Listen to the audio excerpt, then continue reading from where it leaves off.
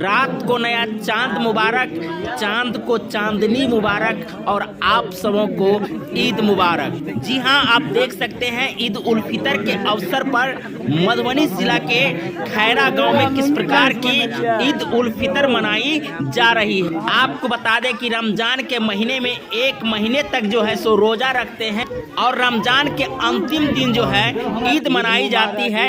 ईद जो है खुशियों के साथ एक दूसरे को शुभकामनाएं देते हैं, मुबारकबाद देते हैं। जैसा कि आप देख सकते हैं गले मिल करके एक दूसरे को मुबारकबाद दे रहे हैं। आपको बता दें कि ये मुबारकबाद जो है सो एक दूसरों को करीब लाते हैं। एक दूसरे के बीच की जो गले शिकवे रहते हैं वो भूल करके एक होने का संदेश देते हैं। जैसा कि आप यहाँ से देख रहे होंगे ईद का पैगाम। आपको बता दें कि ये ईद का पैगाम मधुबनी जिला के संत नगर पंचायत के खैरा गांव से ईदगाह से दिखाई दे रही है।